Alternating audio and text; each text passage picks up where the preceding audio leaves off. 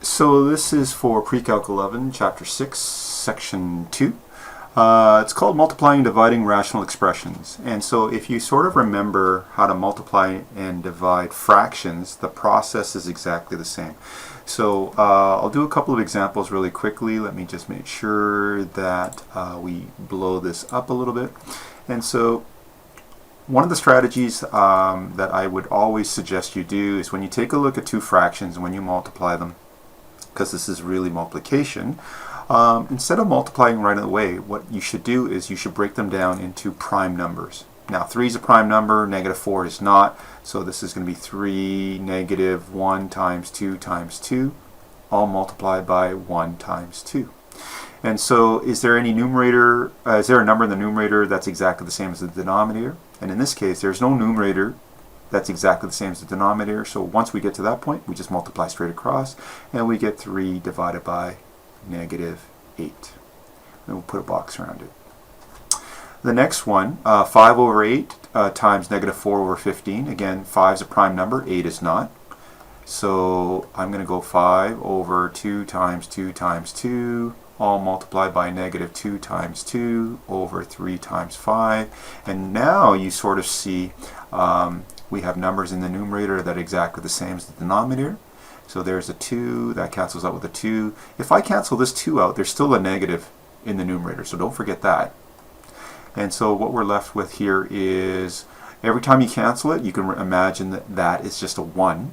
So we got a 1 times a negative 1 times a 1, which leaves me with a negative 1 in the numerator, and then a 2 and a 3, that's a 6. Okay. Moving on to the next section, 2 over 3 divided by 3 over 4. You can imagine 2 over 3 divided by 3 over 4. Well, if you have a fraction divided by a fraction, we normally invert and multiply, which means we flip the second fraction. Okay, so this becomes 4 over 3, and then it becomes multiplication. All right, so again, I take a look, that's a prime number, that's a prime number. 4, well, that's really 2 times 2, and that's a 3.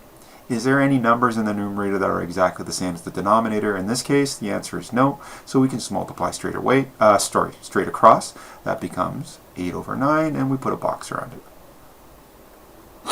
The next example, 2 over 5 divided by negative 1 over 10, so that's 2 over 5 times 10 over negative 1. Now that's a prime number, that's a prime number, 10 is not. So what we can do is we can imagine 2 over 5 times 2 times 5 over negative 1. And now we see that there are numbers in the numerator and the denominator that we can cancel. Is there anything else? No. So this becomes 4 over negative 1. And just remember, anytime you cancel things out, it's replaced with a 1. Okay? Now, 4 over negative 1, that's the same thing as negative 4 over 1, which is all exactly the same thing as negative 4. Okay? So, just a set of strategies, okay? How to multiply fractions. Always look to reduce, okay? Or simplify it first. Next, multiply numerator.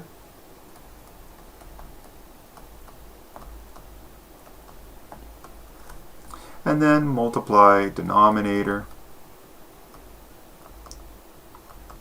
And then once you've done that, see if you can still simplify. Okay?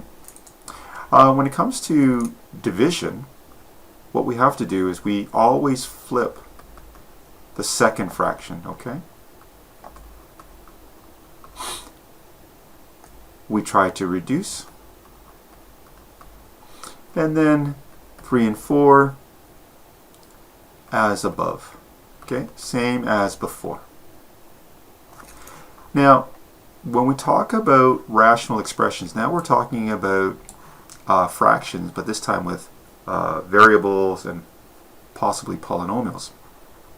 So we have x plus 3 divided by 2. X plus 3, you can't break that down any further. You can't factor down. We have a 2. X plus 1, we have 4. Is there anything in the numerator and denominator we can cancel? The answer is no. So we can just go ahead and just multiply x plus 3 times x plus 1. We can't cancel numerator and denominator, so this becomes over 8. I'm not going to waste too much of your time, but x plus 3 times x plus 1, in previous units we would just normally draw the lines and multiply, right? So then this becomes x squared plus 4x plus 3 all over 8, and then we're done. Example B, 4x squared over 3xy, y squared over 8x, and we're multiplying. These actually can be broken down. All right, so 4x squared actually, believe it or not, is 4 times x times x. 3 times x times y squared, that's y times y, all over 2 times x. Oop, there's another 2 there. Oh, actually, though, number 4, I forgot. We can actually, let me just write it as 2 times 2. Now, are there numbers in the numerator that are identical to the denominator? And the answer is yeah. So we're going to cancel that 2, that 2. We're going to cancel a y with a y, cancel an x with an x, cancel an x with an x. And what's left? Well, everything that we've canceled, like I said earlier, is just the number 1. So we got 1 times 1 times 1 times 1 times 1 times y. And then we have a 3, 1, 1, 1, 1, 2. That's really a 6. Now, normally you would think you're done, but we also need to make sure that we state this thing called non-permissible values. And that's from the previous section. What values can we place in our denominator so that it would equal to 0? Because those are the ones we're going to not allow. Well, because the x and the y and the x, everybody's is multiplying, so you can consider them as individual factors. So for part B, x can't be allowed to equal 0, and y can't be allowed to equal 0. So those are the non-permissible values. Okay? Moving on to question C. We have a d in the numerator, 2 times pi times r, you can't break those any further down, times 2 times pi times r times h all over d minus 2. Oh, this is a factor on its own. And these are individual factors.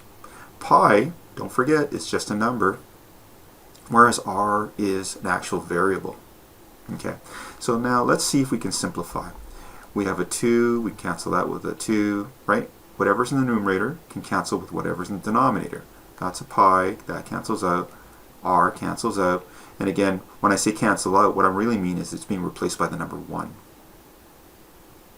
Now, can this d and this d cancel out? The answer is no.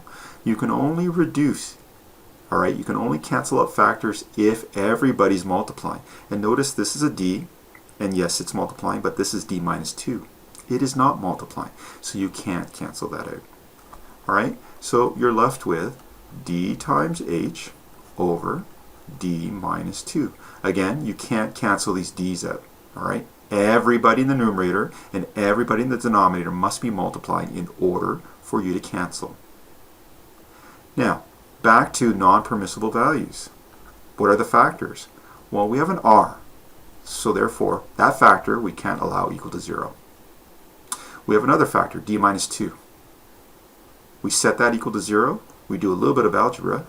D cannot be allowed to equal positive 2. All right, so those are the non-permissible values. Now, as we move on, it looks slightly more complicated, but in fact it really isn't. Y squared minus 9, okay, don't forget you can factor that. That's y plus 3, y minus 3, all over x cubed minus r. You cannot factor that. You cannot, okay? So that becomes x cubed minus r times, well, x squared minus x, you can factor that. That's x times x minus 1, and then y plus 3. Oh, look at that, y plus 3 times y minus 3. Those are individual factors, so we can cancel those out. And I think, in fact, now that I look slightly closer to it, you can actually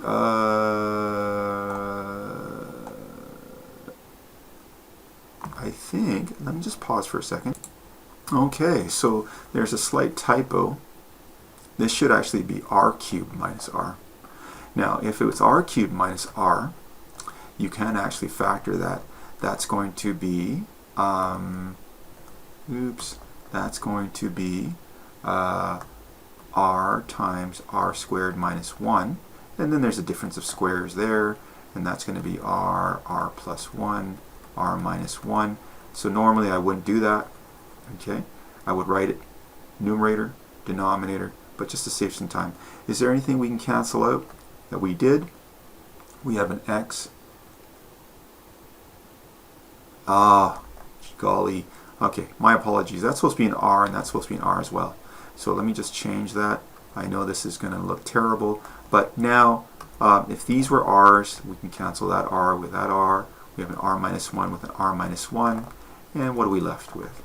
In my numerator, the only thing that's left is a y minus 3. In my denominator, r plus 1. Okay? But what are the non-permissible values? Well, the non-permissible values, y plus 3, right? If we set it equal to 0, that means y cannot equal negative 3. That's the first non-permissible value. Now, we canceled an r, that's a factor, so r can't equal 0. r plus 1, if we allowed that to equal 0, r would equal negative 1, so therefore we can't allow it to equal negative 1. r minus 1 is also a factor. If we set that equal to 0, r would equal to 1, which we can't allow. So, looks a little painful, but nice and slow wins the race. Okay? Nice and steady, actually. Slow and steady wins the race. All right, moving on to the next example. It just looks slightly longer, but it's the same idea. So let me just cut this in half.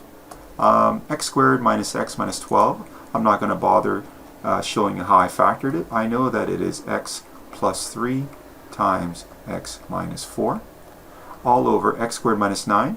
Again, I'm not going to bother showing you how to factor that because you've seen that before. That's x minus 3 times x squared minus 4x plus 3.